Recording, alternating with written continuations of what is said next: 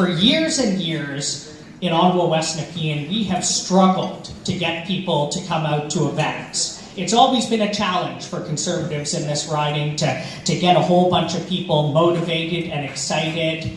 And I've got to say, I have never seen the Conservative team in Ottawa West-Nepean this united and this excited. And that's truly fantastic. Last night, we had our official office opening for the provincial campaign. And we had, almost 100 people there. And now this morning, again, pretty much I'd say at least 100 people here. So this is fantastic. That tells me that there is definitely a movement for change out there in Ottawa West-Nepean. For those of you who don't know me, my name's Jeremy Roberts. You may have seen my name plastered around all over the riding. I keep forgetting my name. And so it seemed like a good way for me to remind myself. So today we're going to have a great lineup of a couple of speakers. First of all, we're going to hear from Mike Lalonde, your nomination candidate and future Conservative candidate and MP, which is going to be great. And we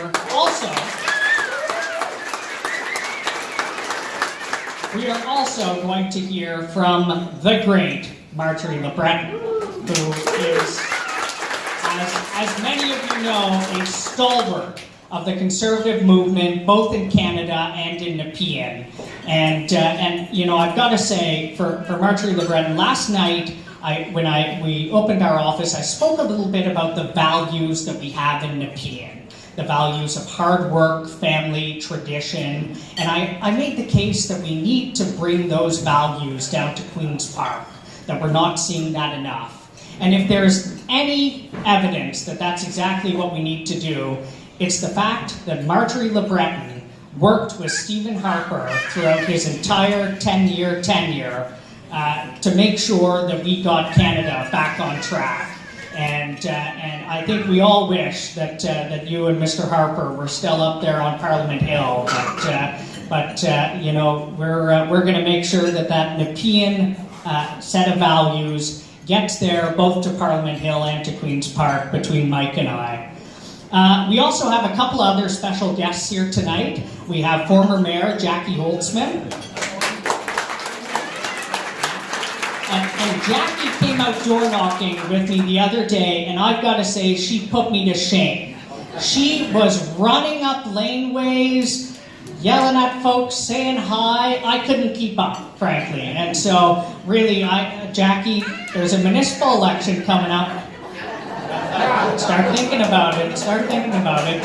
We also have a couple of nomination candidates here today. We have Alex Osario from Canada. He's seeking the Conservative nomination in Canada.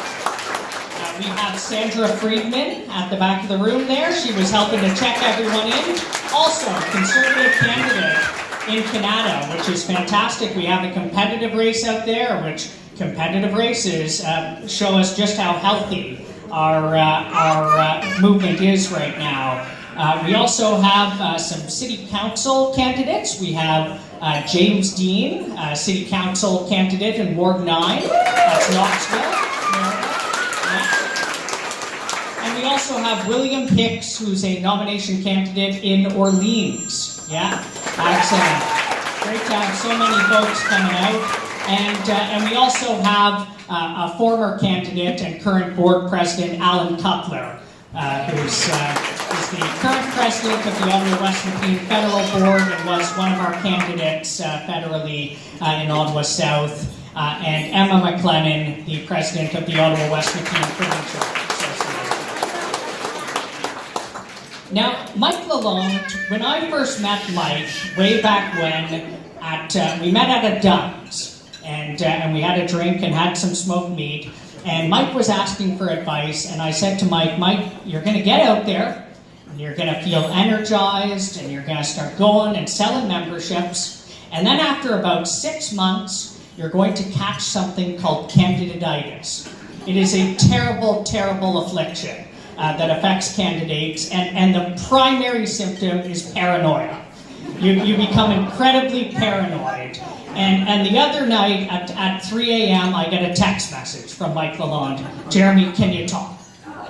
And so I picked up the phone, and Mike and I had a conversation, and he said, Jeremy, we've signed up all these members. I can't find more members. I can't find them. I don't know where they are. I keep looking. What else do I need to be doing? And I said, Mike, you've caught candiditis. I'm sorry.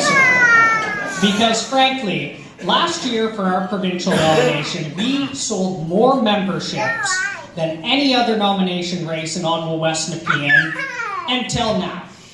Now, Mike Lalonde has almost single-handedly sold more memberships than that race. And so we are seeing enormous growth and engagement in this riding, and I think that's a great testament to Mike, his hard work ethic, and the fact that he is getting out there spreading a message that we need to hear in Ontario, in Canada, and in Ottawa West-Nepean. And so without further ado, I would like to welcome your future MP for Ottawa West-Nepean, Mike Lalonde.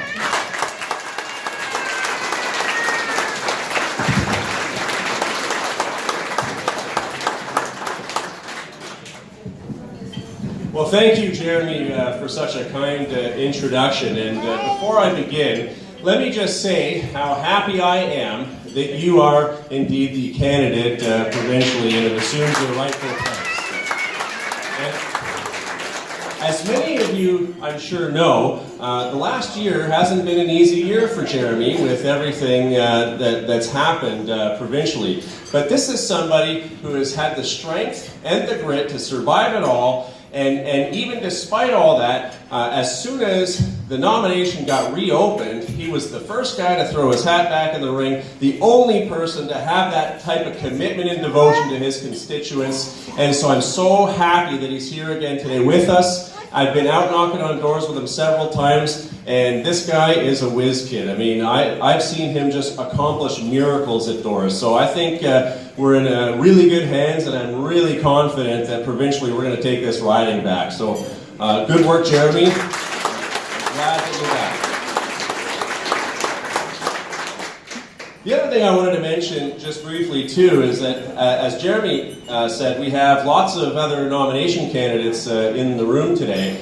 And you know, that's not normal. Usually that doesn't tend to happen. And I'm really happy that we've been able to change the way we do business to a certain degree so that we can start working together as a team in advance, because there's no I in team, and politics is a team sport. And it's going to take every last one of us working hard and winning to be able to make sure that we get rid of Justin Trudeau in 2019.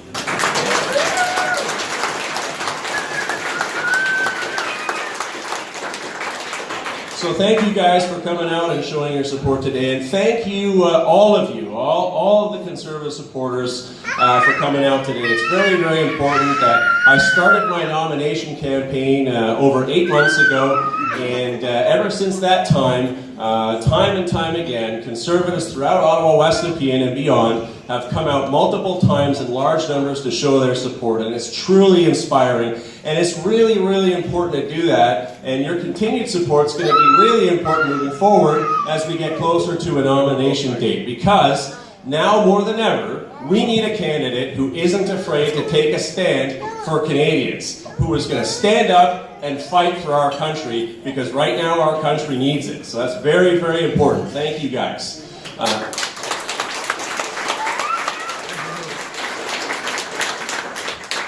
I've said it before, and I'll say it again.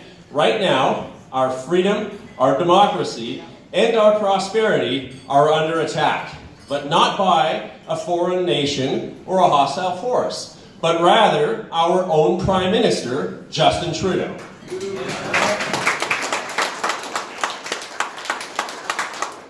And to give you guys a couple of examples, over the past couple of months, Justin Trudeau's misguided policies have caused the Trans Mountain pipeline crisis. We're now in a situation where free enterprise no longer has faith in the Canadian political climate, and we're in some trouble here. We've got 2 provinces sparring against one another, and we're in real danger of losing a major investment into our energy sector. And do you guys know what Justin Trudeau's solution to that problem was? Spend some money. Unsurprising, of course. He's suggesting that we spend hundreds of millions of dollars, of taxpayer dollars, to guarantee the construction of this pipeline. But he just doesn't get it.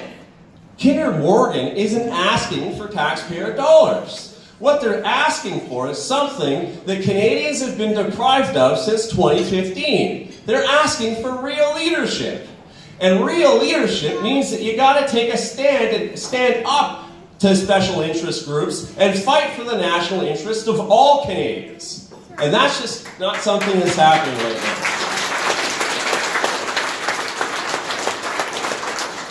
Now, to make matters worse, he's going to impose a carbon tax on the country. This is a carbon tax that's going to cripple consumers, rob $10 billion from our economy, and it's not going to save a single tree, clean a river, or do anything for our environment. So how does he justify that? We're in a situation where prices are rising, and has any of you checked the prices of gas lately? Now, how do you guys feel about that? Yeah, not very good. And this is just the beginning. This is what Justin Trudeau wants, and it's going to get worse. If we really care about future generations of Canadians, then we have to start encouraging economic development, not scaring it away. And we also need to get our priorities straight. So, over the past couple of years, we've had a crisis at our border with illegal crossers coming through and taking advantage of the system, mostly due to Justin Trudeau's encouragement. And every time someone comes across our border like that, it costs taxpayers $20,000 minimum per person. This is a real problem. And in order to solve the problem, Justin Trudeau is suggesting hundreds of millions of dollars to accommodate those people coming across the border. He's not doing anything to curb the influx. Again, that's not real leadership. Real leadership means that you get up and take a stand and do the right thing and look after what's best for your country, and that's not what he's doing right now. So the time has come for change. We need change, and so we need to win the ground game, to take this riding back, and that means knocking on doors. You need a candidate who has both the time, the skill, and the determination to hit doors and hit as many doors as possible, because that's what's going to reach people. That's what changes votes. That's what I've been doing 7 days a week, 8 hours a day minimum for the past 8 months, and I am not going to stop until we drive the Liberals out of our riding.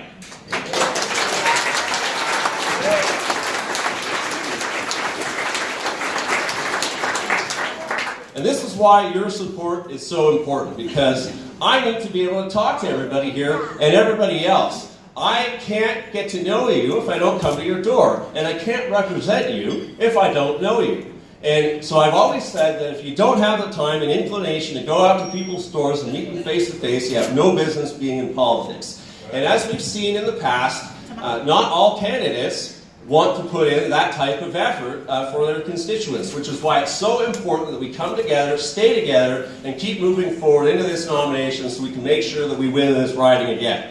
So thank you guys very much for all your continued support. It's greatly appreciated. And now, without further ado, I'm going to introduce the woman of the hour. So Senator Marjory LeBreton. As all of you know, she's been a stalwart within Conservative politics and the matriarch of our party and our movement. She's worked for every Prime Minister since John Diefenbaker all the way up to Stephen Harper. She's been there throughout the good times and the bad times. Her guidance, her wisdom, and her support have been instrumental to many Conservative leaders. She's fought for our party. She's fought for Canada for decades. And so thank you for that, Marjory, and thank you for all the support and advice you've given me over this time. I would have been lost without it. So please all join me in welcoming Senator Marjory LeBreton.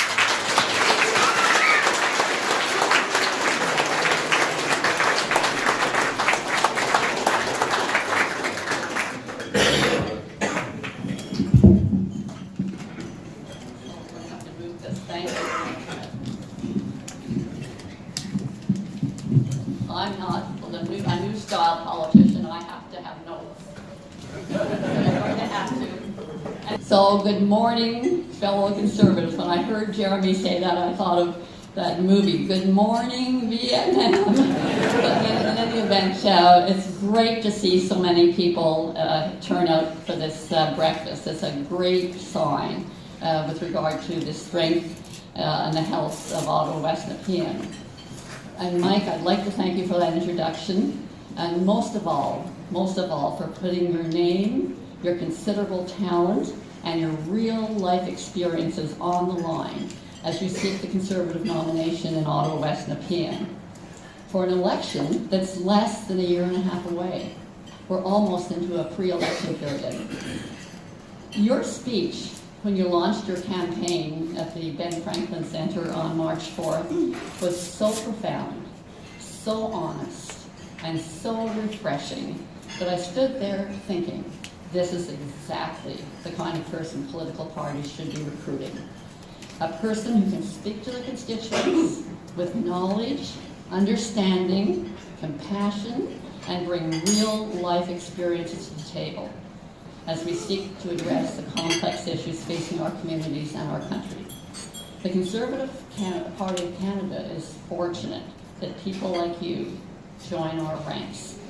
And hopefully the good people of Ottawa West-Nepean will have the opportunity to have your name on the ballot as the Conservative Party of Canada candidate in October 2019.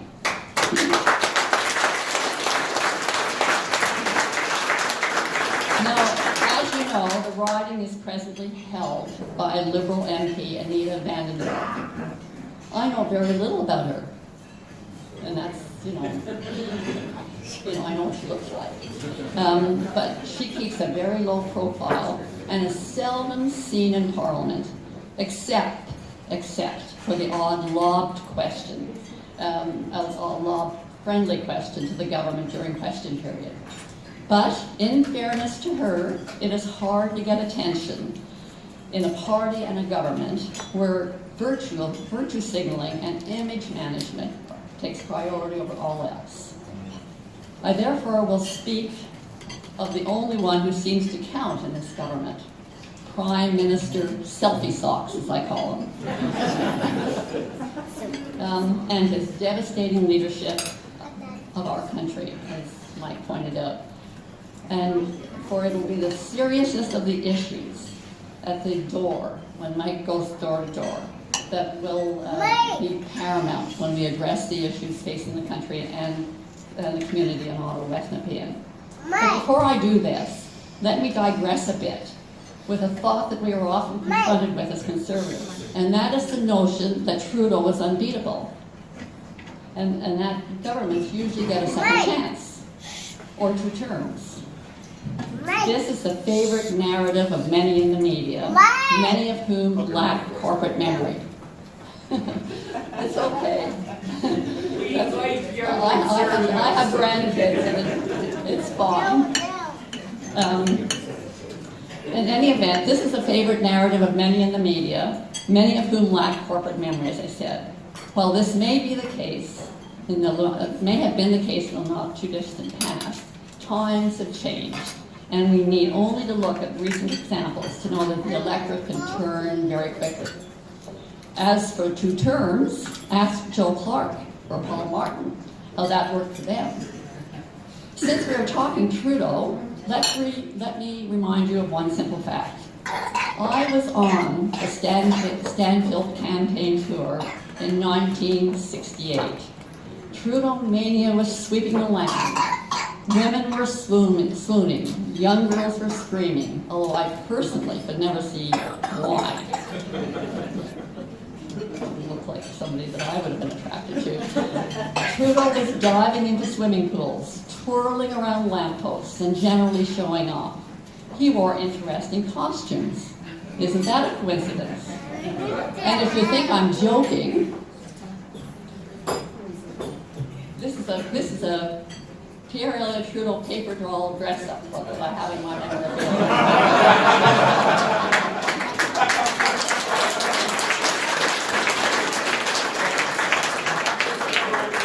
In that campaign, Trudeau had his Sunny Ways slogan, "Come work with me and the Just Society."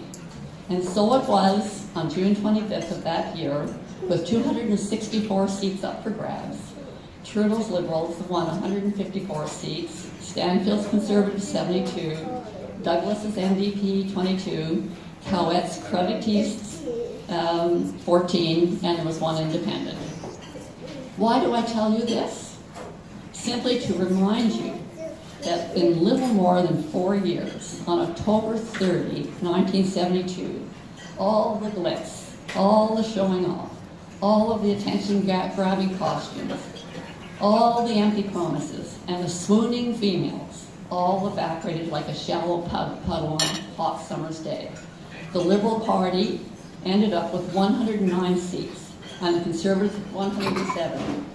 The NDP won 31 and used those seats to prop up the Trudeau government for 2 years. I could deliver a whole speech on what this Liberal NDP pact cost this country, something that we are still paying for to this very day. But we'd be here till supper. Suffice it to say, don't let anyone tell you that Trudeau is unbeatable. Not so. I actually do feel like I'm living in a time warp because so many of the government's actions today mirror those of Pierre Elliott Trudeau. Pandering to special interests, excessive government spending, debt, deficits, go along to get along worldview, disdain for those who don't share the same views, arrogance, yes, arrogance. At least Trudeau Sr. had a few brains to back up his arrogance, even though his economic skills were lacking. Mike will have plenty to deal with as he meets his constituents.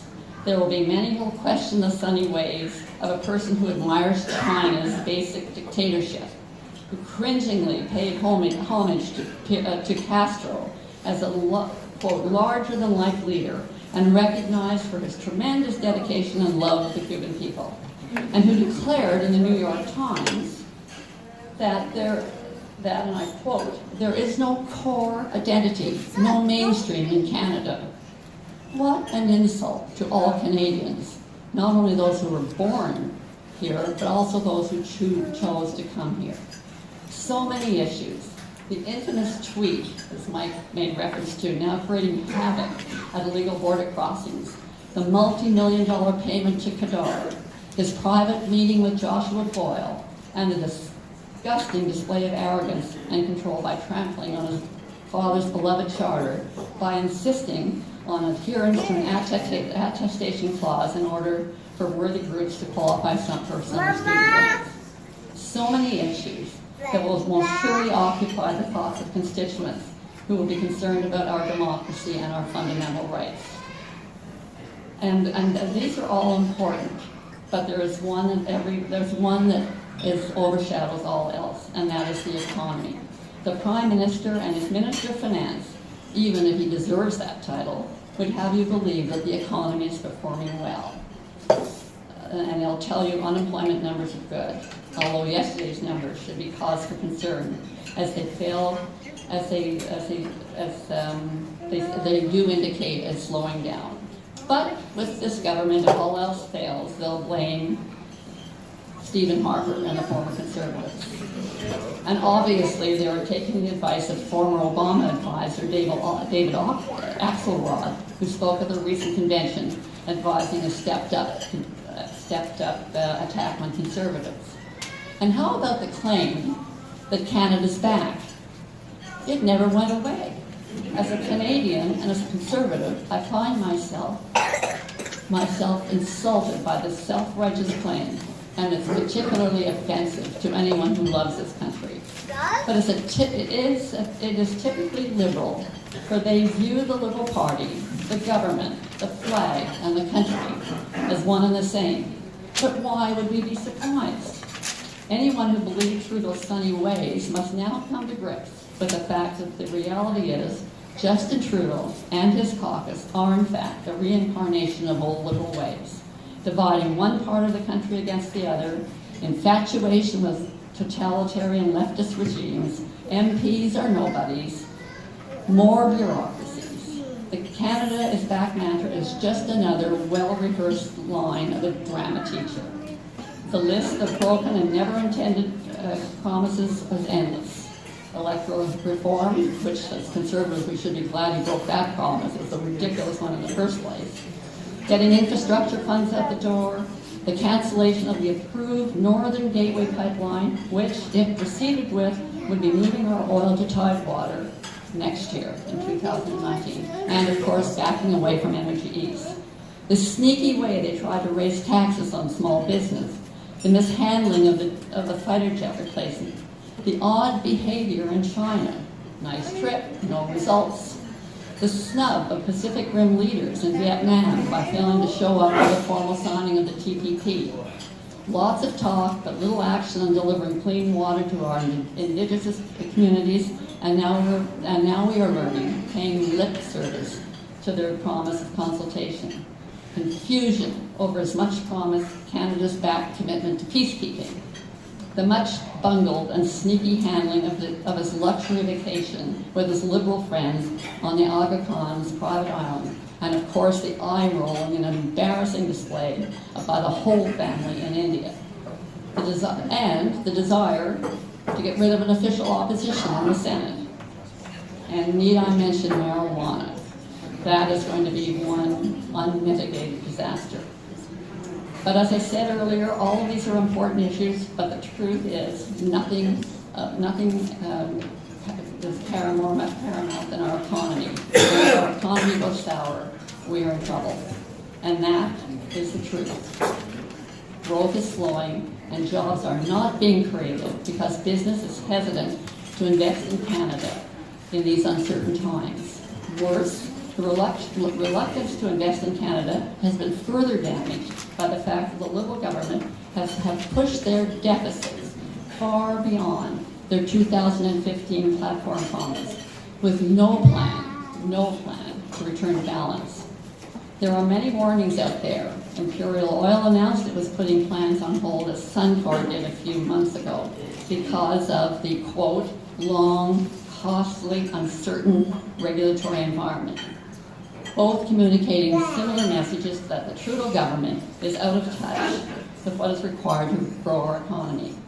Manitoba's Premier, Conservative Brian Callister, said on CBC last week that Canada is in, and I quote, a state of confusion and disarray, particularly with regard to pipelines and internal interprovincial trade barriers.